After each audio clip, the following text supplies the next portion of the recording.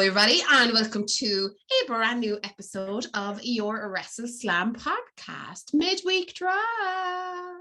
And of course, the WrestleSlam podcast is the only place for your news, reviews, booze, and did this shit hit the fan last night? Woohoo! F for fan. Gents, how are we? Good. All good. All good. Excellent. We are, of course, joined as usual. Well, it is myself anyway, as you know. And we are joined by me other half, the ball and Shane, Mr. Booker G, 5 times, Jerry Rush. Phil must be on about 500k a year at this point. He's on the pay packet for both TK and VK. He always has the news, always likes to, he does, mate. He likes the old few coppers in his pocket. He's the reason MJF isn't getting paid. Oh, Phil wrote the promo.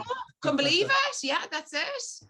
So, we know Phil is, many fingers in many pots and many pies, but he gets us our news and he gets us our scandal. One and only Phil Meltzer joining us this evening all the way from LA.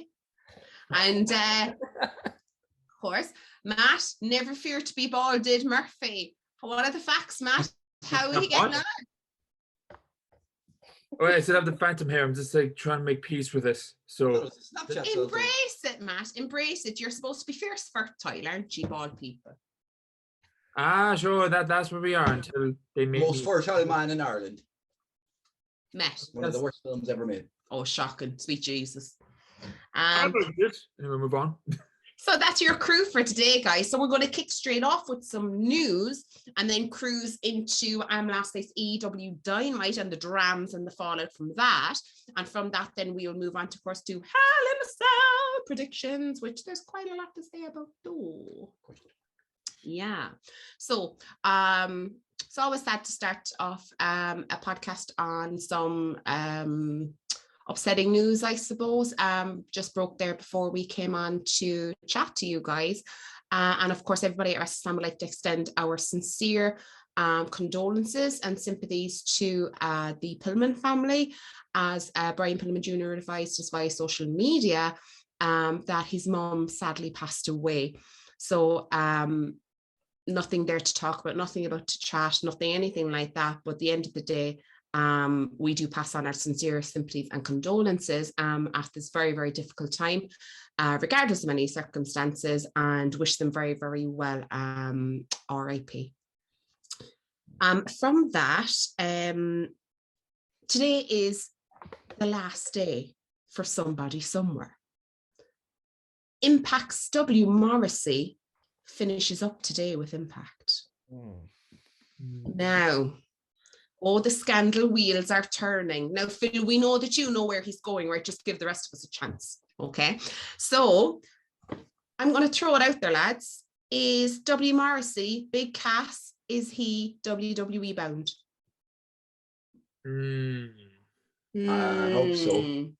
I hope so.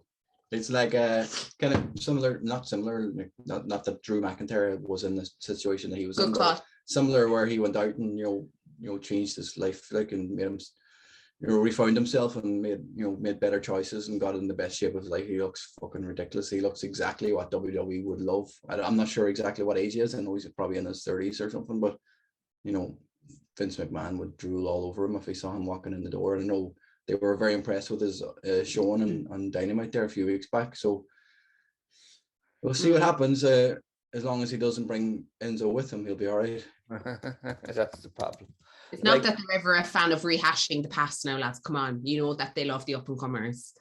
Is there a fear that if he is WWE bound, that he falls into that category of he will be against Veer, he will be against Omos, because we need to put all the big guys against each other, like two worlds collide kind of, historical view on it? Or, do you think that they'll push him to the moon? I could see him at least going for the mid card at least. I mean, it's like what Jerry said, was like they're impressed with the match he did with Wolo a while back. So it's like, if they're impressed with him, then if Vince McMahon gets impressed by you, that's not WWE related. Or maybe he might dance but that's what I want to say. As the world champion, yes, because a lot of people still trying to he is and like more impact that he made. But like I can definitely see him being used in that area of the mid card for sure. But I'm now that Liz mentioned this, I can see him having a rivalry with Omos because feck logic. Yeah, well, this is it, isn't it true? Totally, Matt. And Phil, go on, tell us the answer. I want to say he was going to go to AEW, but after seeing the way he was booked, I don't think so. Okay. I think he'll be a heavy for someone on SmackDown. Mm-hmm. Yeah, well, I think what they did, recently with the releases, they released, Braun and some other bigger dudes like that. They had Omos, and they've got Commander Z's and all these taller dudes like, Commander Z's. I don't know the last time he's been on TV. So if Morrissey Cass comes in, like there's fear that, some of those big guys like Shanky and 7-footers that aren't really doing much, will be released. Could he be with the LA Knights? Could do. It could also be doing a mouthpiece. It could also end up in Judgment Day because he's the bulb of age, just really tall. Ooh, they could. I suppose maybe like a kind of an enforcer would be his long lost taller brother. Of course, yeah. Cliff. The thing is, like, if Balor doesn't swerve us on Sunday, then yeah, it's a possibility.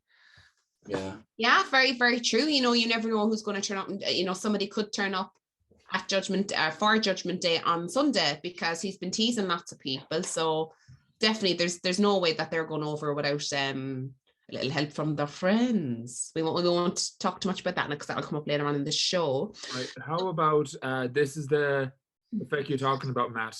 But I'm holding on hope. Bray Wyatt. He's been teasing. Maybe. Yeah. That's a nice call. little crescendo into our next bit of news, Matt. Mm-hmm. Bray Wyatt's been all over social media. Segue. Nice, isn't it? Nice little segue. Is he on so much money that nobody can afford him but Vince? Or is he pricing himself out of the game because there's only one place he wants to go? Yeah, maybe. I definitely feel it's very, very strange because there's no way he was not inundated with offers, considering his creativity, and what he done with that Bray Wyatt character is just it's beyond imagination, you know what I mean? So he would have been inundated with offers. So how cool would that be? But do you know what's hard though? And I like Matt's idea of him coming out for it, but do you know what's hard is not seeing him as a leader. Yeah, Edge would be the leader. Do you know what I mean? I don't know. Would that be hard to adjust to? Or maybe like within you can actually play into that because Bray Wyatt would be in the group, but the Fiend isn't. I kind of have like two ideas. Takes out Edge. Yeah, I kind of have two ideas how this plays. Bray Wyatt comes out and helps Edge, but then down the line there's going to be a bit of a mutiny going on with each other, like who's in charge, Edge or Bray Wyatt. Another idea that I don't think will work is Cody beats Seth Rollins and Bray Wyatt lights turn out, take out Cody Rhodes, and they'll do this like Cody was the reason Husky Harris became Bray Wyatt. I know I just said it all the way back in NXT days, and they're going to make it work because Cody and Bray, they know how to tell a good story. But I know that's not going to work, but that's how I feel like they're going to tease. Another way they can tease that Hell in a Cell. Anything's possible. As long as Seth and Bray aren't in a Hell in a Cell match together. Sweet Jesus. Okay. We hope they learned their lesson, what? We hope they did. So that was... No, I can't go through it again. That was the longest thing I've ever seen in my life. Honestly, that was like the world's longest period. It was horrific. Sorry, love.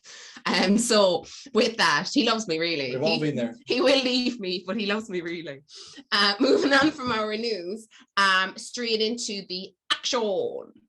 We had AEW Dynamite last night, right? We'll hold off talking about the obvious for a minute because it will take up the entire podcast because you could talk with this for days, weeks, months and years, but we won't. So I'll skip that for 1 second. But we did have a little match with CM Punk and FTR taking on Max Caster and Z Gun Club. What do you make of this? Good way to start the show. It was actually, it was good. Start with the champs, absolutely, yeah, solid, can't really say much about it. I like what's his name on the mic? Max Harwood. Yeah. Okay. Not about Max Caster's, you know, he's like on the mic, but you know, it was nice to hear Dax Harwood on the mic as well. Do you know what I mean? I'm still gutted over that whole Owen Hart Cup, but anyway. But yeah, definitely. Matt, fan of this? Yeah, big fan, and I'm a big fan of FTR obviously because they're not just a great tag team, but they showed like back at the Owen Hart Cup they're also good singles competitors. So seeing them tag teaming, because we have seen so many tag teams that go with separate ways, but they're not great when it comes to single competitors. They're not going to break up anytime soon, but they prove that they can be more than a tag team. They can work themselves over. So the match, good opening. I'm the same. Can't really say much about it, but it was a great opening. Yeah. And I was a bit gutted because I was on board with.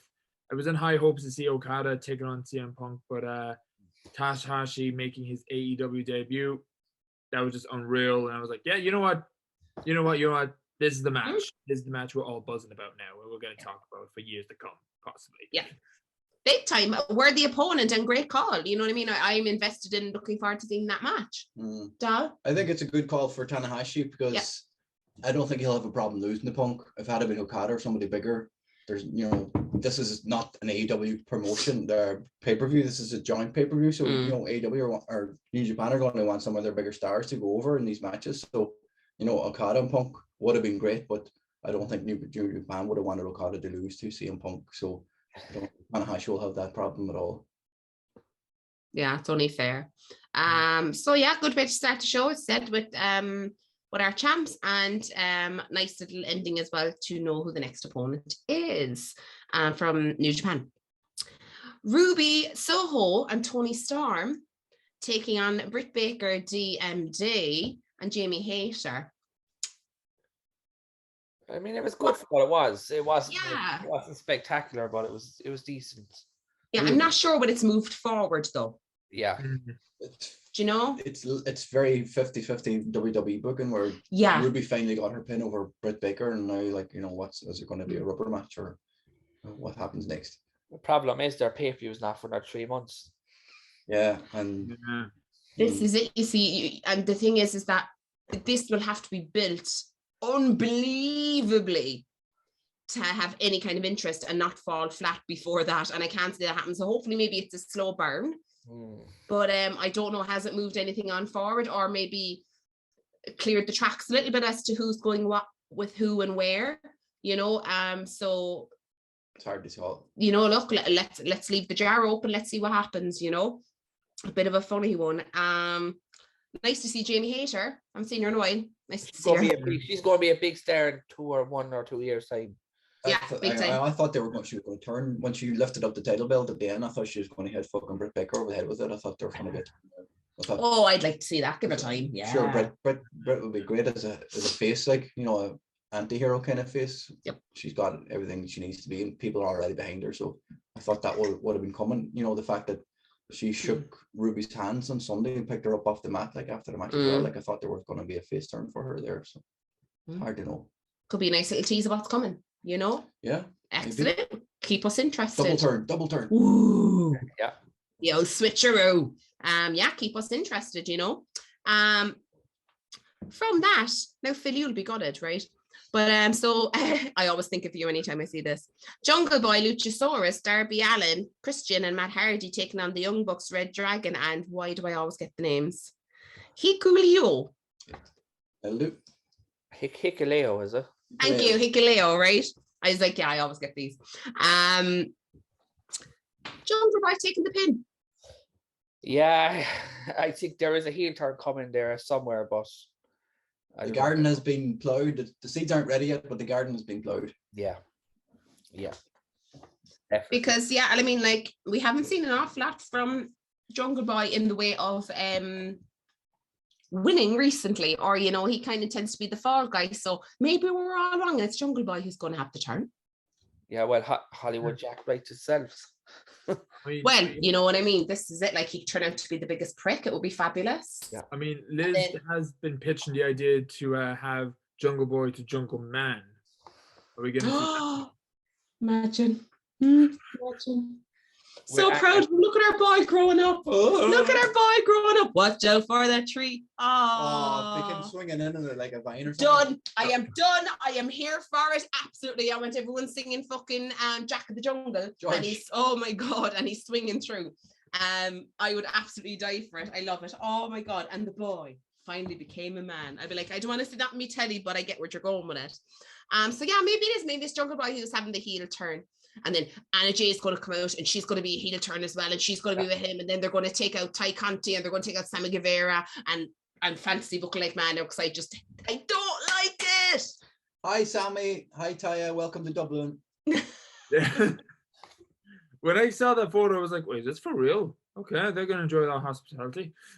Events on. I thought maybe they come over for OT or something. OTT, maybe they were coming over. They say hello. Maybe Session Moth invited them over when she was over in AEW. Maybe she's putting them up for a weekend. If I call the weekend in Ireland, maybe she'd take them out on the sesh. You never know. One or two snaky ones, one or two schnifters. From that, guys, we had Wardlow in a lovely squash match versus JD Drake. Essential. I hate it. Phil, tell us what happened. Did they not go with your idea? No, I just hated the whole thing of going with a squash match when he's hot. And then trying to do the same thing with the security guards is just... Yeah, that needs to stop. The shenanigans need to stop. Now we're done. That chapter's closed. Yeah, totally agree. Is he in a feud with Mark Sterling there? That's what I mean. There you go. Is there going to be a court case? Are they going to, do a fucking... fucking WWE. No. I'm worried about it now.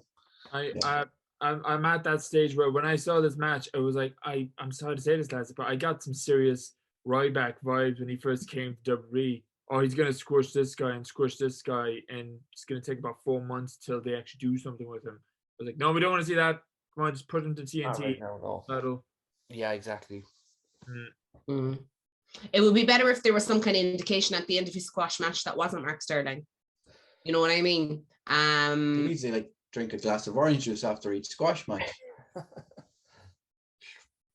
Freshly squeezed. Oh, sorry. He should fucking squash Orange Cassidy. Where's he at? Where's Orange Cassidy? Is he injured? I don't know because there's a lot of them in that Japan. There's a Japan Cup. Oh, he is that, is he? Oh, okay.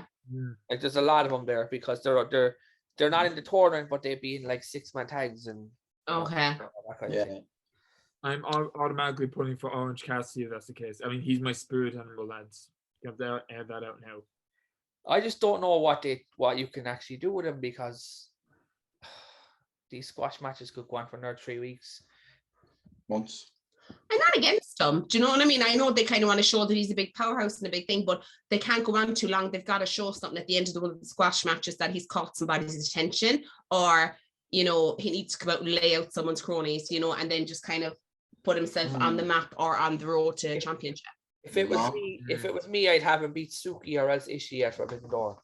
Yeah, he needs somebody massive. Yeah. Not his name you can't say. Oh, take a shitty, is it? Oh, sorry. Cut that. The man who was in with fucking the Bullet Club or fucking Undisputed Elite. Hikuleo. All right, okay, sorry. Wrong one. That's a big man for him they feud with. Do you know what? To be honest with you, right? He should have come out to Johnny Elite's Open Challenge. Exactly. Do you know what he should have that's what he should have come out. Speaking of, Miro against Wardlow would be a fucking huge match. You see? Because then if he won the Open Challenge, Miro could have come out then. Feuding over the TNT title, both of them. Yeah. And then we have a nice little winner gets the opportunity to face Scorpio Sky. It was great seeing Nero, but do you recall that his wife kind of pretty much spoiled it? Spoiled it, yeah. Yeah. Of course she did.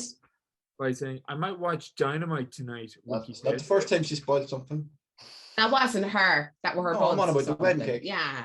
Stop now. But now, to be fair, look, I'm sorry, right? I kind of get that, right? Because I know when I'm getting Jerry for Christmas, right? And I could literally burst to tell him, right? But I won't. But I could, but I won't. So I'd understand why she would put it out on social media straight away. I know, but you have to get started. So yeah, I suppose it was a little bit of a spoiler, but I think she was just kind of I don't know, maybe protective wife worried that, like, people mightn't tune in or something, that kind of a way, and he gets the ovation he deserves. How great is it to see him back? Yeah, he looked great. Oh my God, unbelievable. Did you hear Jim Ross dropping a little hint? Oh, he could be a Hollywood movie star, he's just after finishing wrapping up a fucking film and a TV there. He's like, come on. Why could be? He's a pure brute. He looked like a film star coming out at Mania 31 in the tank. That was ridiculous. He'll be in John Wick 5 as the henchman. Never know. A lot of people make very successful transition over, especially the big guys, and he looks unreal. So happy to see him back in our team. The only thing about it, right, is where does Johnny Elite go? Like, is he just going to come in and lose every time? Seems to be a bit of a jobber, doesn't he? He's not on the contract, so. Well, yeah, I suppose. He's going to Game Changer next week. But you know what, lads? Whoever signs the check at the end of the day, we've all been there. So. Yeah, I don't know. He's just keeping himself busy. Yeah, exactly. He was on that stage of his career now. He doesn't really he went to WWE for a second run. It didn't work out for him, but he's made his name for himself. He's won everything outside of WWE. You see, he doesn't need to be the top guy. Yeah. Did you see Dolph Ziggler with him? Did you see he had Dolph Ziggler with him? Yeah, well, Dolph and his brother are doing a comedy show, and that's right. Yeah, they do stand up night or something. I heard that Ziggler wanted to do be a stand-up comedian.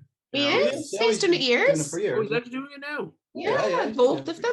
Him and the brother. Yeah, they've been doing it for a while. Yeah. Oh, okay, because I didn't know he was actually pursuing it, so I was like, that was part of his contract the last time, sure. Yeah, that's why he left the time. He went off to train or get some advice and went off and bombed on loads of stages before he actually got his act down to a T. So well, that's what it takes. His work, his hard work. We had a promo, lads, from Blackpool Combat Club, along with Eddie Kingston and, of course, William Regal, with the Jericho Appreciation Society. What do you make of this and the outcome? There's a lot in here to take. Right? Yeah. Is there too many people involved in this? Oh, yeah. Always too many people involved. Yeah, I know. Too many singles, and too many feuds going off in different directions to all come together in blood and guts. It also confused me as well. I think from this. Oh, go on, Phil. No, I was just going to say, did they imply that Jericho has to win or something? Because I was confused. I took from it that he obviously has to win to remain hairy, right? That's what I took from it. You know what I mean? But can you see him losing his hair? Like, he won't be in the blood and guts matches. That's what I got. What they said was, you'll get the blood and guts match once we have a hair versus hair match first. Okay. Right. Okay. So I don't think it's about winning or losing the hair match. I think it's just competing in a hair versus hair match, regardless. Clear as mud. But I think Ortiz is going to lose it. Ortiz. His dreadlocks are looking a bit mental at the minute. So they'll be easy enough to cut it. Well, they won't be easy to cut off, but he won't look as bad with the short hair as Jericho would. I mean, whoever loses, don't worry, because if you decide to go bald, it all goes great from here. Well, you go. You've never seen a bald wizard in any fantasy book, so I'm not sure.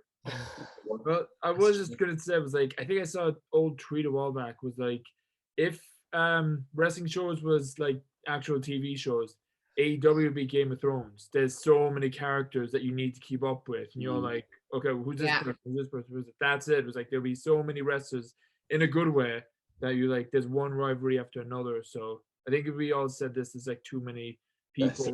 Battle of the bastards. Yeah, that's what it's like. John Moxley. The way it's going, it's going to be like the fucking Red Wedding. There's that many people at it. But no, that's definitely a good point, Matt. And as well about being bald, no wrong with it, rocking it for a WrestleSlam year.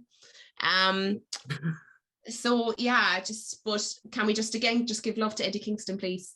He's just so gifted, he's so talented, and he can just do no wrong. I want to be mugged by him. He's better than Titus O'Neil, anyway.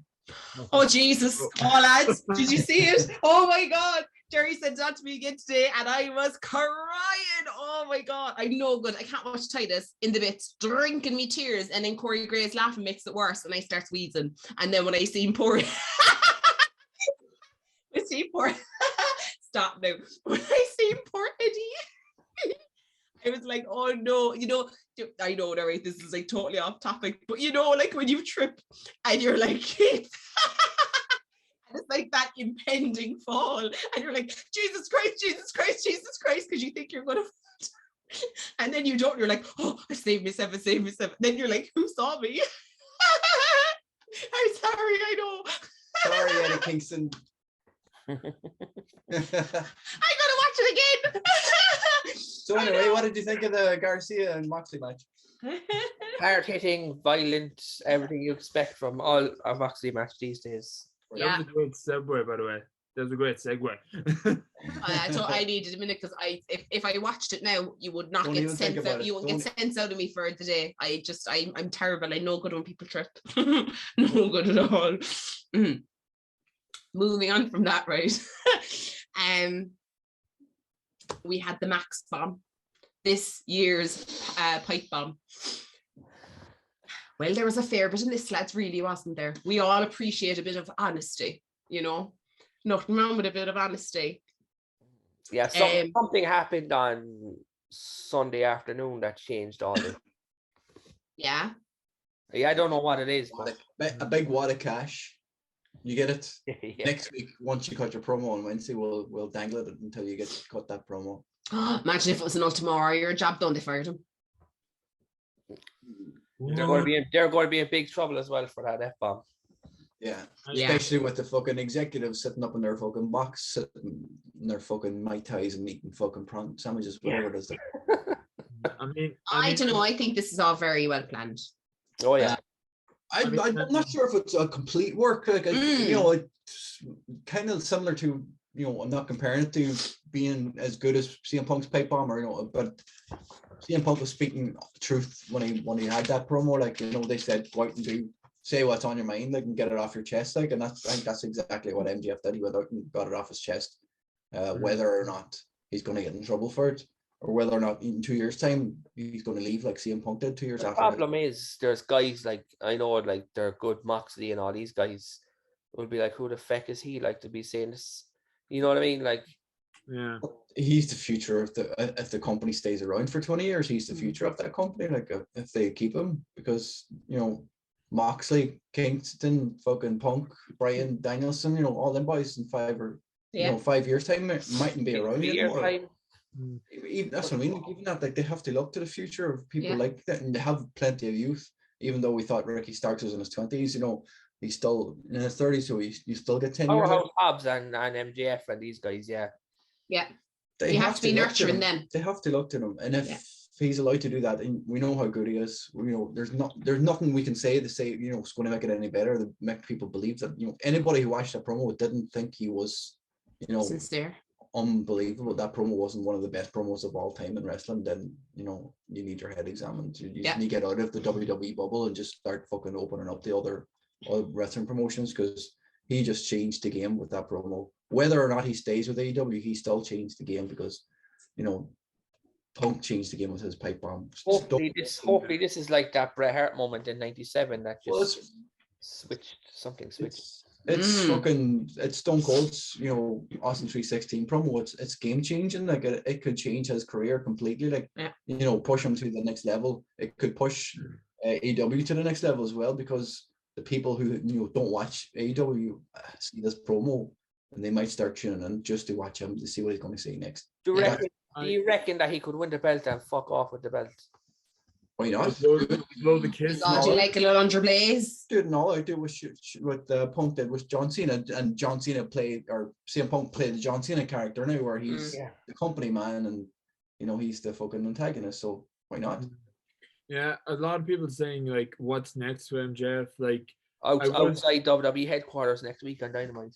I was thinking, was like, everyone saying, oh, this is going to be the AEW version of Austin vs. McMahon. I kind of don't want that, simply because, with all due respect to Tony, he doesn't really strike me as like a performancer. He's usually just like out in the ring, and whenever he says something, it's like, can I straight up announce? It'll be once the fucking New Japan, once the Forbidden Door pay-per-view is over, they'll probably move into it, and it'll be. I had a thought in my head just because it was in my head. I think they're going to do a contract signing where Tony Khan gets beat the shit out of. Ooh. And he doesn't sign the contract, obviously. No, I don't. And then somebody comes out to MJF. I think Tony needs to stay away from physical activity altogether. Like, he's too small. But yeah, but like he don't need to say anything. He just stands there like as a executive. Yeah. I just immediately just have a thought of like MJF wins the AEW World Title, goes over to WWE, and he has like a rubbish bin. He puts on the announcers and he tosses the title. And was like, that's what I think of the AEW title. I think that happened before, and it didn't do well with the women's title. But anyway, that could happen. Apparently so. Yeah, there's just so much that's going on with this. There was a lot to unpack in that promo. Oh yeah. There really was, but as you said, love, it changed the game. It did, and anyone who says otherwise is a fucking liar, because it really did. And we keep saying it, lads. He has something that nobody else has. It's crazy. It's natural to him. It just flows. He is light years professionally. He is light years beyond his age. I would say if he leaves, that they're in big trouble. He did it in the right time though. He did it in LA. There was loads of Hollywood.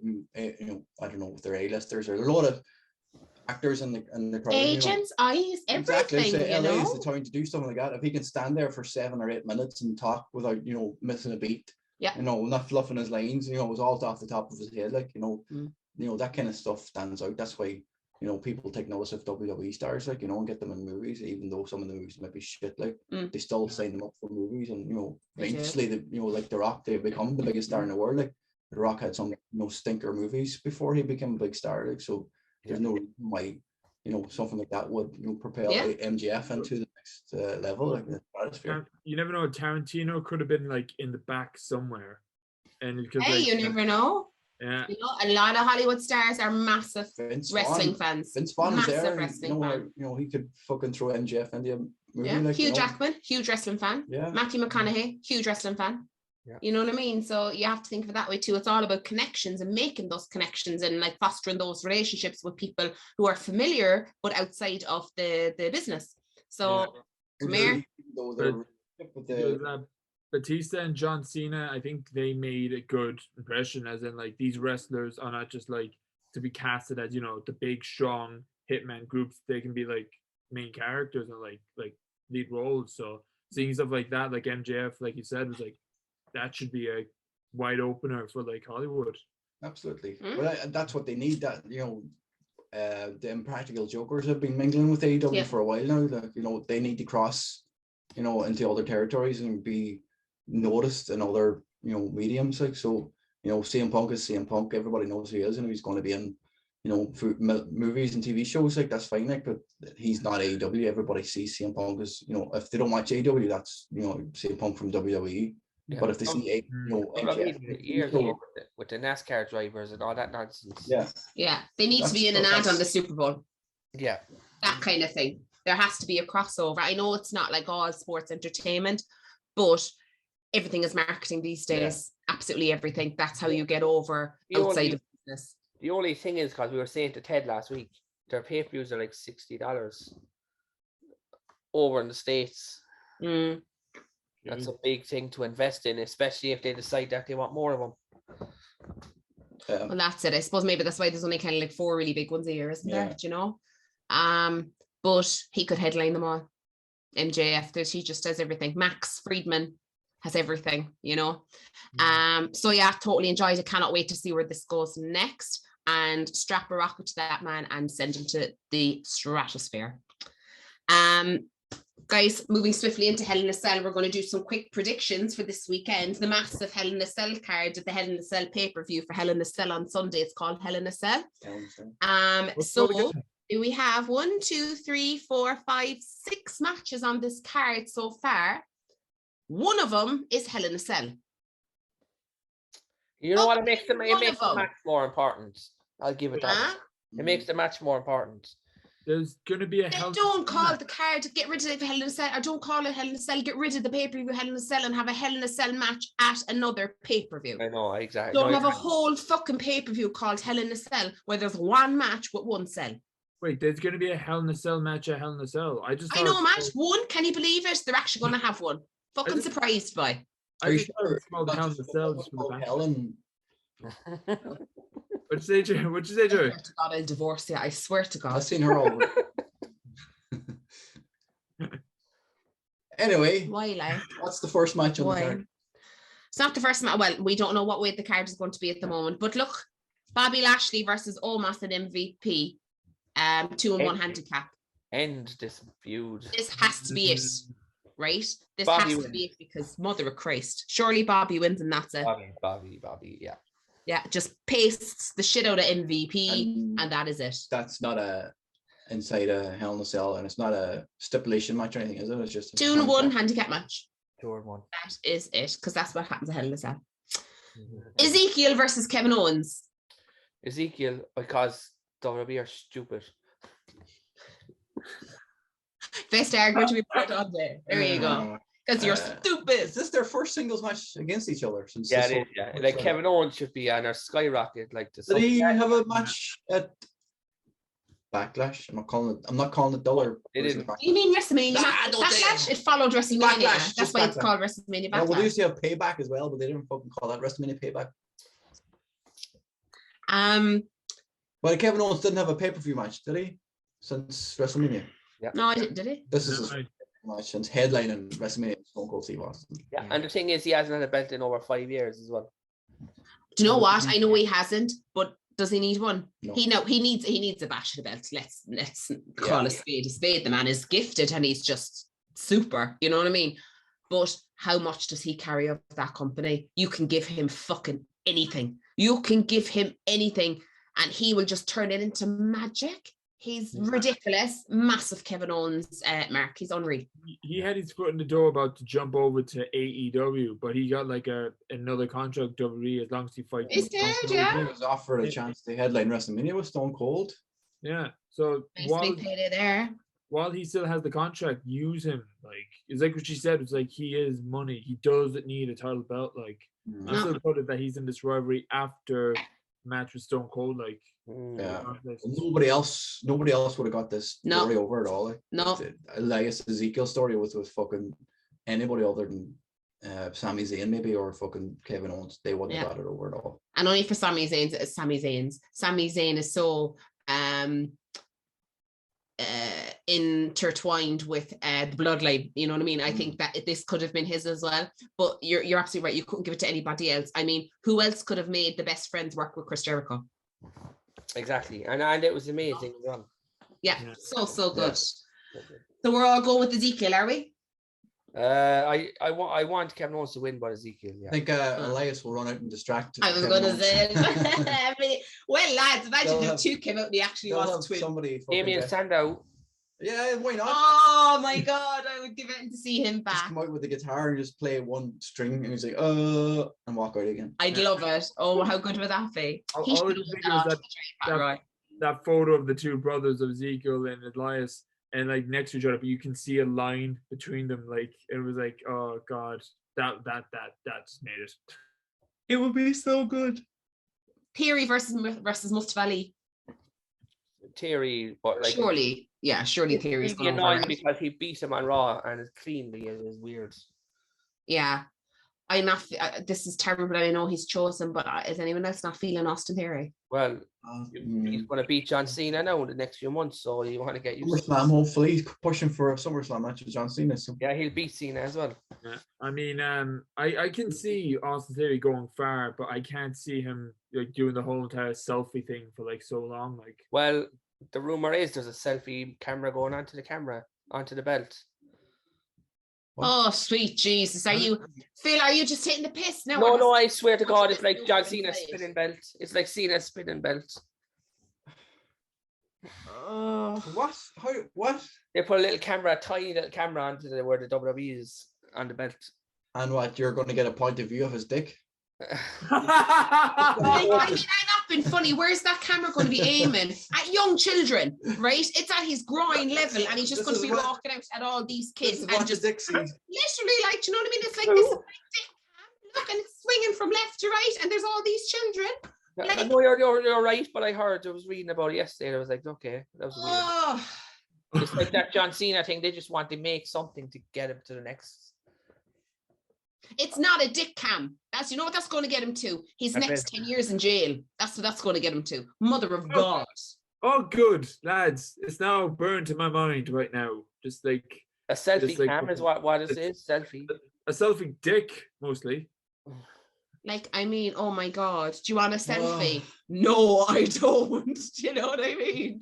I absolutely 100% don't want a selfie. Point at the camera there. Oh my God, stop it. Like, what the fuck is that about? Oh my God. I wouldn't surprise me if Bruce came up with it. Oh, there is absolutely no doubt. I say Bruce is currently attaching it to the belt and has had about 17 try-on sessions with Austin Theory just to make sure it fits, right? Sorry now, but come on. You know what he should get? You know the pouch that Sex Machine had from Dusk Till Dawn? It opened up and they fucking cannon. That should open up on the camera and you'll love that reference. Jesus Christ, I love that. I'm just trying to see. I'm just going to see where that interview actually came from there now, because Terry was basically interviewed by someone called 95 KGO. Lads, I don't want to be that fella, but are we gonna continue to talk about Hell in a Cell predictions? Or are we gonna talk about Austin Theory's dick cam? We have to theorize the whole fucking scenario though. Yeah. It just escalated. This fucking year's Val Venus. Hello, ladies. No. Oh, no. Exactly. So I won't say it out loud. No. Acting like the cast from Always Sunny, we have like one point to talk about, but it escalates into something that has nothing to do with that original. Oh, it always does. Poor Austin Theory went from, is Austin Theory getting over? Let's anyone know. And now he's got a spinning belt with a dick cam. So no. Yeah. Talk about the first thing that pops up. Way! Are you guys talking about predictions for Hell in a Cell? What do you think we're doing? Ironically, Danny DeVito would be A-level with the camera. Oh my God, stop now because I can't. Anyway, I actually can't. Moving swiftly on. Spinning Mickey cam. Right, moving on from that then, guys, we have Finn Balor, AJ Styles, and Liv Morgan. Our little makeshift Bullet Club taking on Judgment Day. So Edge, Damian Priest, and Rhea Ripley. Judgment Day. I would have said straight away that Judgment Day is going over, right? Yes. On this, and that there's somebody, definitely their new member is going to be announced if there is a new member. But then I'm kind of like going by like the track of the last few weeks of how the bouts have gone. Is that another loss? They need to get Judgment Day over. It's not. They do. It's not really working. Like the promos are just all over the place. Like, you know, to quote Simon Miller, like nobody talks like that. Like it's just so weird. Like the way that their promos are. Like they look fine until they start cutting promos on, you know, absolutely nothing. It doesn't make any sense. So they need. It's missing something. They need something like Big Cass or, you know, a fourth member who's, you know, a game changer. Like. Exactly. And it'll probably be Finn Balor. I hope it is. I hope. But like, is this? Yeah, it'd be great. I'd like to see him again as heel because he was fabulous heel on NXT. But is this just another, like, you know, when he turned and he insecurity? Who did insecurity? Kind of Johnny Gargano. Or Johnny Gargano, and like he turned heel then as well as another turn. Yeah. And I'd like to see him heel, like, you know, but he would be the perfect person to have that, you know, Edge and Finn Balor fight over the leadership of it, because, you know, Finn Balor's been a leader of the Bullet Club, like, and he founded it. Like, he wants to mold Judgment Day into his own image or his own faction, like, you know. So maybe they'll fight over it, because we haven't had a one-on-one match between Edge and Finn Balor, have we? No. But this feud has been going on, so it's, you know, maybe it's something they're looking at there, like. It would be unreal to see all of them come out with the entrance for the Demon. That's what it's missing. It's missing presence. It has all the stars, but this purple throne, it's just not it. And I know there's new music and stuff, but people need something they can get behind. You know, you can have something new, get it over, then change the music. Prime example, Roman Reigns. You know what I mean? Exactly. They waited until he was super over, and then they changed his music and made him have his own identity, you know?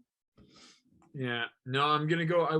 For so long, I wanted to see Tommaso Ciampa be a member because I want them to see him well, but I feel like they're going to focus on Finn more. Just Ciampa now, though. Just Ciampa. Or I just see him as the high guy. But no, if they can have Finn, like, actually part of Judgment Day, that would be a good reminder of like the WWE is like, oh wait, we have this guy for so long. He's legit. He can pull a good heel and he can pull a good leadership role. Like, so I have a quick thing there just because I was just checking something. MJ, just going back to MJF. Phil just got an email, lads. Phil just got an email there. It's a $$ at WWE.com. Is that I thought Phil was gonna say, I just found something about Austin Theory's titled selfie. He's gonna use a GoPro, right? No, but like apparently if you go onto AEWshop.com, MGF's page it's been removed. Play up the gimmick. Of course. Yeah. That's what you gotta do. Looking forward to seeing how that plays out though. Let's hope for a Finn Balor heel turn on our match though, but let's see what happens with MJF. But yeah, let's hope for a Finn Balor heel turn. Yeah. Then our titles, lads: Bianca Belair, Asuka, and Becky Lynch. Nobody but Bianca Belair should be winning this, right? Bianca. Yeah. All day long and twice on a Sunday. Twice this Sunday, woo! Because she beat two of them. Surely, like, you know, nothing else.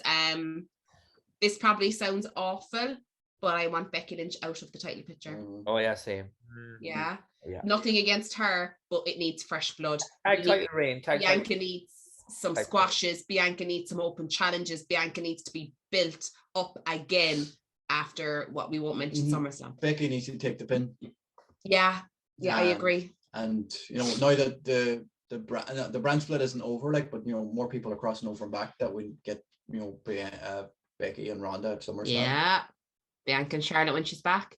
Yeah. This is what we need to be seeing, you know. So yeah, hopefully Bianca all day and twice on a Sunday. Are we all in agreement with that? Yeah. Fabulous. And then Cody Rhodes versus Seth freaking Rollins.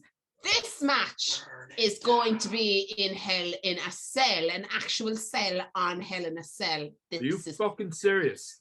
Cell, Hell in a Cell, Hell. Will they be able to sell the match? Ooh. Oh. It's going to be hell to do that. Yeah. I actually can't now because it's like it's contagious and it's just fucking breathing out between you. Guys, I find this hard to call. Cody. No, Cody Rhodes will win, but it's just the end of it is what I'm worried. I'm worried about a Cody Rhodes Bray Wyatt feud. You're worried about it? Yeah. Why? Oh, yeah. Who loses it? That's the problem. Like, that's the problem with Bray Wyatt in general. He keeps losing all these matches. Yeah, that's why I can't. And you see, that's where we are now with CM Punk, because he's going to have to lose that title. Yeah. We're going to have to see CM Punk start losing, right? Yeah. And that does shatter some of the illusion sometimes. And now Cody was obviously a huge get for WWE, but we're going to have to start to see Cody losing as well. And this is where the proof is in the pudding. Yeah. Not the big WrestleMania payday, not what happens afterwards, not who he's feuding with when he starts to lose. Is it going to be dopey things like Cody's going up for the belt, the lights go out, and the Fiend takes him off the ladder again at Money in the Bank? There's no way this is a clean finish. I mean, I can see Cody winning because Vince loves Cody. We all know that behind the scenes. But if he wins this, Seth, what's going to happen with Seth now? He's going to look weak. Nah, Seth is fine. I think Seth, he always loses. Like, he hasn't had this fucking singles, you know, when's the last time we won a singles match? It's been a long time since we won a singles match. A meaningful single match. It's been a long time. Can't remember. But Kevin Owens at that WrestleMania No, Kevin Owens beat him. He won that today, but a month later, Seth ended up in the title picture against Drew, didn't he? Brock Lesnar's the last one I remember. That was WrestleMania, what, 34, 35? SummerSlam, I think it was. Or SummerSlam after that, yeah. That's what I mean. Like, you know, he doesn't need, you know, he can go straight into a title picture with, you know, he's at that stage in his career now. You're like, oh, happy anniversary. It's been 8 years since he turned on the Shield. You fucking prick. You sold out. No, he fucking didn't. He bought in. But that's what I'm saying. Like, since then, since he sold out and turned on the Shield, he's gone up that level where, you know, winning and losing doesn't, you know, for WWE, say it doesn't matter, but it doesn't matter for him because he can go straight in the title picture and nobody will bat an eyelid because he's that good.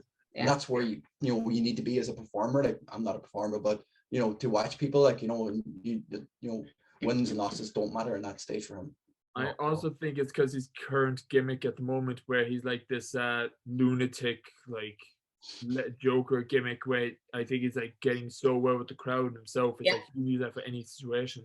He's the only reason people watch Raw, besides Cody coming back. Like, no, like that's the only reason they tune in is for this feud. Like, nobody really cares about most of the rest of the stuff on Raw for 3 hours. You're bang on, because who else could Cody have feuded with? That would he's not going to fight The Miz, you know what I mean? He's not going to fight The Miz. Do you know what I mean? Well, this is what I mean. He's done that already. Yeah, there's no one else that he could have carried on this feud with that would have kept the interest in him coming back to WWE. No one there. Yeah. So we're saying Cody, are we? But there's definitely going to be shenanigans, or he's going to win via DQ, or no, it's no DQ in Hell in a Cell. Cody Rhodes will just win. Well, there could be, you know what I mean? Or fucking mallet. He could. Timmy Mallet. Like, do you reckon, just before we finish up, but do you reckon Bray Wyatt has a chance of coming back? I'm holding on hope. If he changed his name on Twitter to Wyatt 6, like why use the Wyatt name? Yeah. Surely he's WWE bound, I wonder why he's called 6. Yeah, apparently 6 is the 6th reincarnation of him. Since Husky Harris. Yeah, so if you add them all up, it's the 6th one. Remember Husky Harris? I remember Husky Harris. Oh god, yeah. The new Nexus, CM Punk, and On Monday is the 6th. Maybe he turns up on Raw. He could. Yeah. 6 could. I'm holding on hope because also as well, the 666 thing is the reference to devil. So I mean, that's only because one movies. Little Damo. The real number is 619. Yeah, Bray Wyatt is a big horror movie fan. But no, I want to see Bray Wyatt come back because he was the most creative mind in professional wrestling, because with all the characters he used, so I could not give him all praise. So if he comes back, I'm invested with Raw for a little bit now. I just have one little thing actually, because I know we're run into it. You got a text. No, it's just I want to see Liz's reaction to. Remember I was saying to you, Jer, about NXT with Wendy Chu. So pajama match. But Wendy Chu has a title match in your house at the weekend. Yeah, we're not going to cover that because there's just too much to cover. But yeah. I just want to get. Hang on now, right? Go on. Sorry, Phil. Go on. No, I just want to get your reaction because she's getting a title shot on in her pajamas. Yeah. Well, do you know what now, right? If you can go down to Super Value in your pajamas and you can go and get milk, right? If you can drop your kids off outside school and walk down the road in your pajamas, okay, then you can definitely have a title match in your pajamas. If you can pull the hair off your neighbour outside the fucking house in front of the whole street. Happened outside ours, but I can't say no more. Anyway, yeah. Not this house. But like, I mean, what if she wins? I don't think so. I know, but can you see if she did the histrionics that will be on Monday's podcast? Because, like, pajama party.